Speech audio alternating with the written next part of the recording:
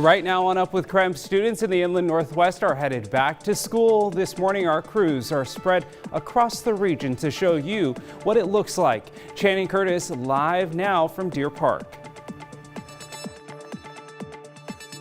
Yeah, that's right, Tim. In just a little bit, parents and students will be lining up for the very first day of classes, but this year is going to be extra special thanks to a gift from Deer Park. And this morning, we are getting our first look at tonight's episode of 48 Hours featuring Chad Daybell's children. And it's chilly outside this morning. I don't know if Channing told you that, but her temperature's down in the 30s. My temperature's down in the 30s. It's a bit of a blistery start to the day on this first day of school and the start of meteorological fall. I've got the forecast.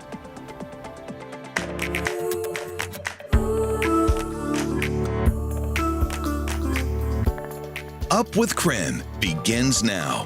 Hey there, thanks so much for watching Up with KREM. Students across the region are headed back to school, and this morning we have team coverage spread out across the region. Channing Curtis live in Deer Park. She's talking about a new program for students to make sure they have what they need on the first day, plus that fresh first day outfit that everyone looks forward to. Jeremy Legoo live in Cheney to talk about the forecast. And Jeremy, we want to talk about the forecast. Channing, they're doing her back to school dance, or is that her cold dance? I see it. See it? She's doing her happy dance / cold dance. It's keeping her warm. Nice. I like it. I like it. So if she's doing that to stay warm, Tim, what are did you you sleep next to your clothes when you were a kid? Did you do that? I did not lay out my clothes. Was I the only one who did that? You still do that. You didn't lay out your clothes, man. I still do that. I do too. First day of school clothes, dude, the fit, you got it. You got it. Like you're getting in there. You're like, man, I got He's so prepared. excited about that. As You a must kid have been a every good single student. time. Channing, what about you? Did you lay out your clothes the Dude, night before? Have you ever heard of? Not really. I wasn't that good. I was usually like the last minute kind of person. I have to wear what I feel like wearing. But Right. now as an adult, I definitely appreciate laying out my clothes the day before. Oh, y'all get A+. You're better than me. Good on you. Okay, Jeremy, for folks maybe getting ready for school today, though, gosh, maybe a light sweater or a jacket even. Yeah, I'm preaching jacket right now because I've been outside for a little bit and it is chilly. Let's say you're one of those lucky kids who gets a ride to school from your parents and you're just getting dropped off. You can probably get away with a sweater that you can shove in the backpack later on today. For some reason, I always seem to see kids who think they can wear shorts and a t-shirt on a cool morning because it's going to be 70 in the afternoon. You just can't. I was one of those kids as well. And as a now adult, what was I thinking?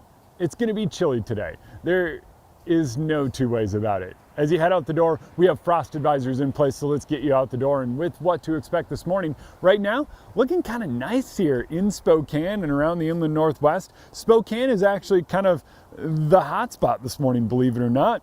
Elsewhere, it's a little bit cooler.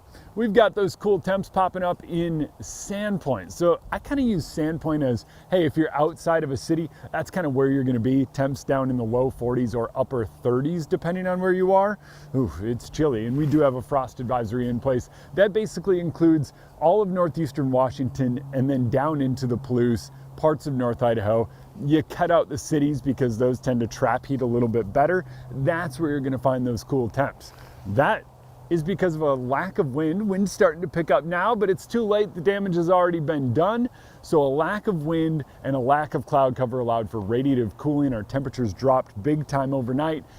Thankfully, when it comes to air quality though, hey, that combination not hurting us too bad.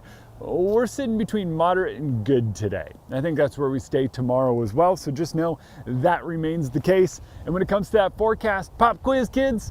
Tim laughed because it says B+ in the morning. Yeah, I'm giving this morning a B+. It's beautiful out, but it's chilly.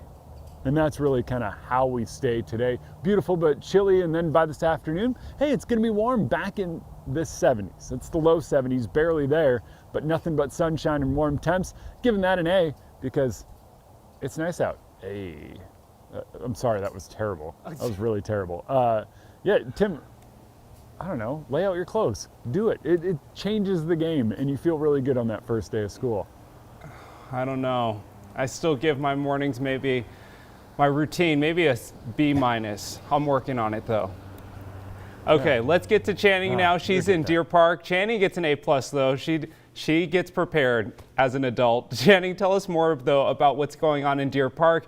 You told me about this really great program that's set up for students to really make sure that they are ready for the first day of school and beyond.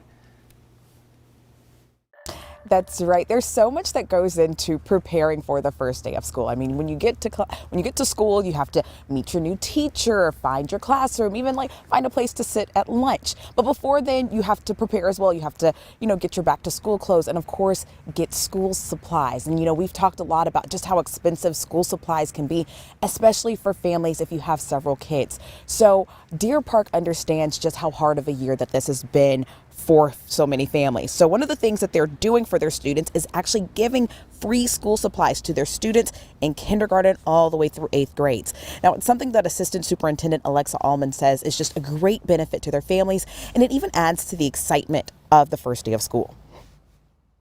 It's a really, I don't even know how to describe the day, but you'll feel it when you're there, because it's just the energy and the anxiety and the joy and excitement of the day. It's amazing. And it's a very special day. So, and I'm looking forward to this year and with all of our students returning in person. So I'll be talking to the Assistant Superintendent live in our 7 o'clock hour over on the CW22.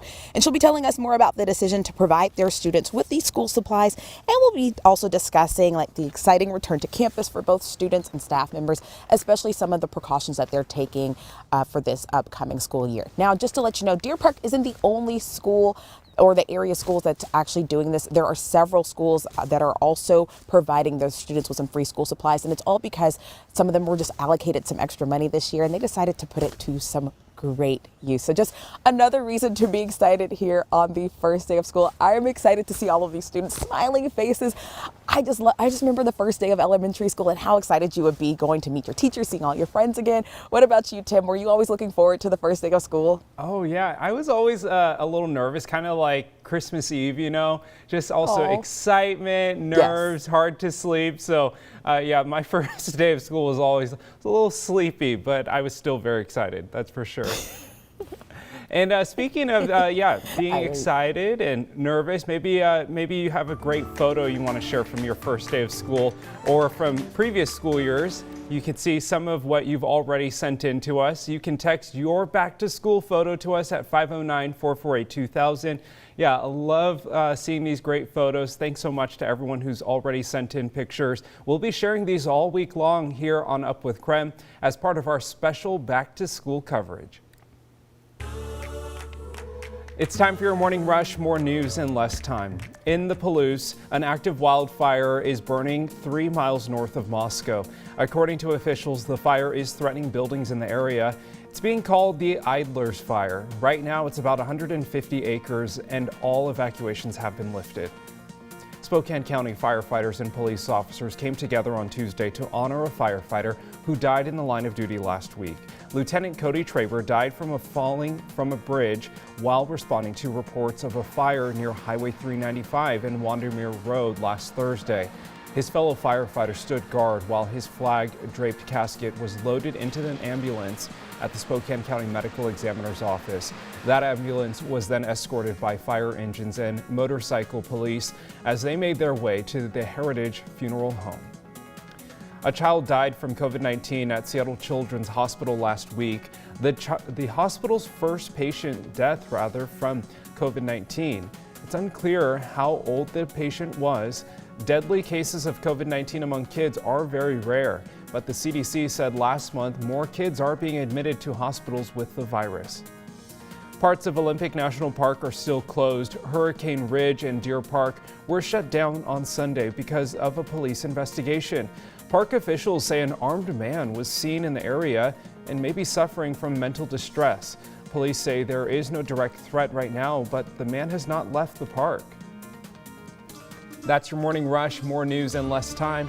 Let us know what's happening in your neighborhood by using the hashtag UpWithKREM on social media. At just short of 20 years, the now ending U.S. combat mission in Afghanistan was America's longest war, but America may be paying for the efforts for a long time.